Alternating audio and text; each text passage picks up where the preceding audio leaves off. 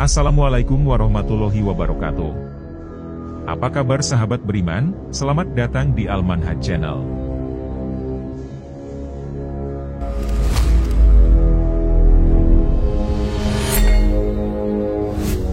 Sahabat Al-Manhaj, dalam aliran waktu yang terus berjalan, manusia seringkali merenungkan arti dan tujuan hidupnya. Begitu pula dengan Muhammad Qasim, seorang pemuda Pakistan yang telah mengguncangkan dunia, dengan serangkaian mimpi yang menggambarkan masa depan yang suram. Namun, yang lebih mengejutkan lagi, mimpi-mimpi Muhammad Qasim kini mulai terbukti satu persatu. Yang merujuk pada peristiwa-peristiwa akhir zaman yang mengerikan. Lantas, apa saja mimpi-mimpi Muhammad Qasim yang telah terbukti saat ini? Untuk mengetahui lebih lanjut, simak video ini hingga akhir. Pernyataan mengejutkan, Perdana Menteri Pakistan.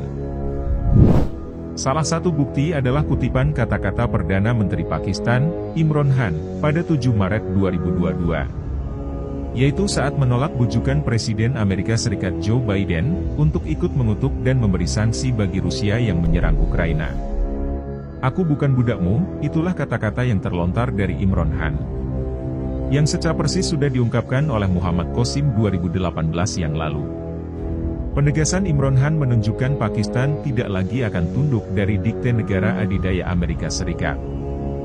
Bukti itu merupakan satu dari puluhan fakta, yang sudah Allah kirimkan melalui mimpi pemuda asal Lahore Pakistan itu. Hal ini selaras dengan perjalanan politik Imran Khan, yang juga menjadi benteng penguat keyakinan bahwa mimpi kepada seorang mukmin di akhir zaman, adalah sebuah kebenaran yang akan datang. Lengsernya Perdana Menteri Imran Khan.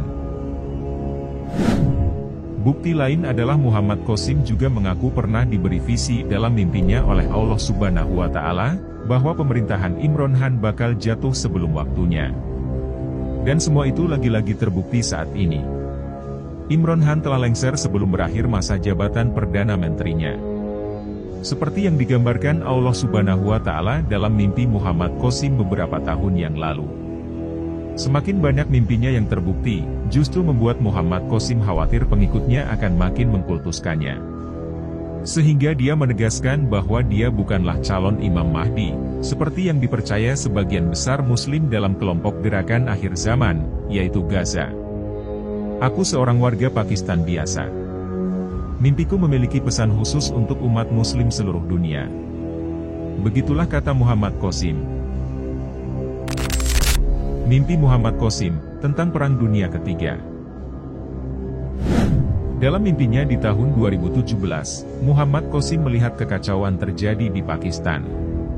Muhammad Qasim melihat peperangan dimulai dengan keruntuhan Turki dan Israel, yang menjadi sangat berkecamuk dengan dibantu Amerika Serikat. Ketika Rusia mengetahui hal ini, juga segera membentuk persekutuan dan aktif untuk menguasai wilayah di Timur Tengah.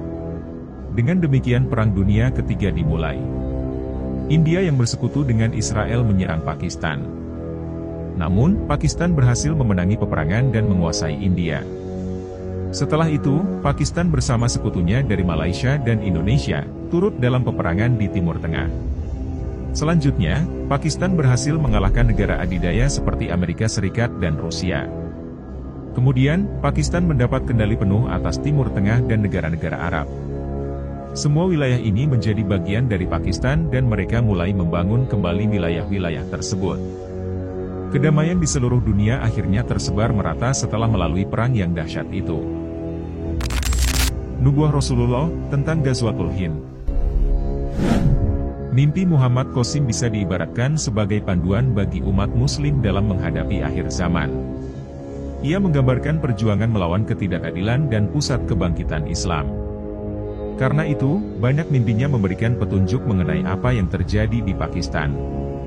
Sebagai contoh, terkait dengan aliansi antara Amerika Serikat, Israel, dan India. Aliansi ini memungkinkan India untuk semakin menindas umat Muslim di negaranya. Tiga negara tersebut juga mendorong India untuk lebih menekan Pakistan. Bahkan dalam mimpi Muhammad Qasim, India akhirnya menyerang Pakistan. Serangan India ini terjadi saat Pakistan lemah, dan telah disebutkan dalam mimpi.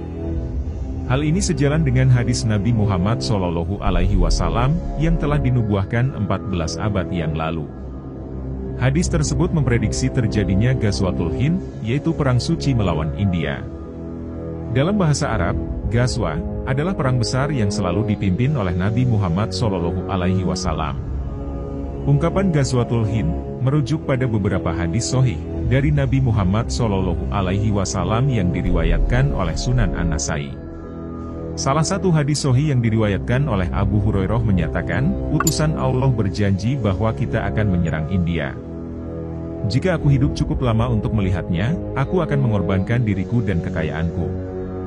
Jika aku terbunuh, aku termasuk syuhada, dan jika aku selamat, aku akan menjadi Abu Hurairah Al-Muharrar, yang terbebas dari api neraka. Hadis riwayat Sunan An-Nasai, nomor 3174. Ketua Gaza Diki Chandra Purnama menegaskan bahwa setelah lebih dari 5 tahun meneliti mimpi Muhammad Qasim, tidak ada yang bertentangan dengan Al-Quran dan hadis. Bahkan, penelitian ini melengkapi pemahaman karena memberikan gambaran lebih detail mengenai apa yang akan terjadi. Ia terus menyebarkan mimpi ini di kalangan ulama di Indonesia, Malaysia, dan Pakistan. Respon positif ditunjukkan oleh beberapa ahli ketika ia mempresentasikan hal ini di beberapa pondok pesantren. Satu persatu, ulama dan tokoh aktivis Islam mulai mengakui kebenaran dari mimpi Muhammad Qasim. Hal ini menunjukkan bahwa mimpi tersebut membawa informasi penting, yang harus segera dibahas dan dipelajari oleh umat Islam di seluruh dunia. Agar kita bisa membaca peta pergerakan dari huru-hara di akhir zaman. Mimpi Muhammad Qasim, tentang Panji Hitam. Terkait Panji Hitam ini dijelaskan dalam hadis Ibnu Majah nomor 4084. Rasulullah SAW bersabda, akan berperang 3 orang di sisi perbendaharaanmu, Ka'bah. Mereka semua adalah putra khalifah. Tetapi tak seorang pun di antara mereka yang berhasil menguasainya. Kemudian terbit panji-panji hitam dari sebelah timur, lantas mereka memerangi kamu dengan suatu peperangan yang belum pernah dialami oleh kaum sebelummu. Lalu Rasulullah bersabda, maka jika kamu melihatnya, berbayatlah walaupun dengan merangkak di atas salju, karena dia adalah khalifah Allah, Al-Mahdi.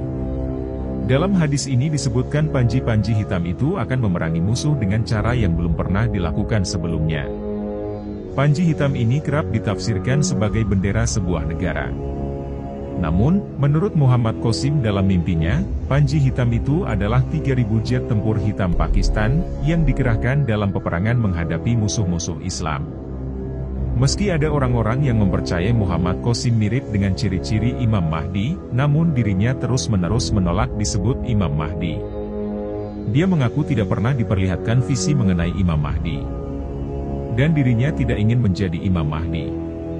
Kemunculan Muhammad Qasim dan barisan orang yang mempercayainya juga tidak lepas dari pro dan kontra. Ada anggapan mimpi Muhammad Qasim adalah benar. Dan ada pula yang menganggap mimpi Muhammad Qasim itu tidak benar. Namun, Muhammad Qasim menyatakan dirinya memberitahu apa yang terjadi dalam mimpinya karena semata perintah Allah Subhanahu wa Ta'ala. Aku 100% orang biasa yang sederhana dan tidak lebih dari ini. Aku hanya mencoba menyebarkan mimpiku, tidak ada yang lain. Aku tidak akan membuat klaim lain dan tidak akan pernah melakukannya. Aku harap sekarang semuanya jelas. Begitu penjelasan Muhammad Qasim dalam situs pribadinya, muhammadqasim.net. Sahabat Al-Manhaj, dalam renungan kita tentang berbagai tanda akhir zaman yang diuraikan dalam mimpi Muhammad Qasim, kita diingatkan akan kebijaksanaan Allah yang mengungkapkan rahasianya tentang akhir zaman. Melalui perjalanan hidup Muhammad Qasim, kita mendapati bukti nyata tentang kemungkinan munculnya pertanda-pertanda akhir zaman dalam realitas kita. Kita diajak untuk merenungi tentang keterkaitan antara peristiwa-peristiwa tersebut dengan janji-janji yang telah disampaikan oleh Rasulullah. Oleh karena itu, kita sebagai umat Islam dituntut untuk semakin mendalamkan pemahaman kita terhadap Al-Quran dan hadis. Semua ini mengingatkan kita bahwa hari kiamat adalah kebenaran yang pasti, dan kita harus bersiap diri dengan ketaatan kepadanya, serta meningkatkan kebaikan dalam kehidupan kita. Menyikapi masa depan yang mungkin penuh dengan ujian dan cobaan, marilah kita menjadikan pengingat tentang akhir zaman sebagai dorongan untuk lebih mendekatkan diri kepadanya. Jadikan setiap perbuatan sebagai amal yang mempersiapkan kita menghadapinya. Ingatlah, bahwa Allah Maha Pengasih dan Penyayang, dan dengan mengikuti ajarannya, kita dapat menemukan ketenangan dan keberkahan dalam segala situasi.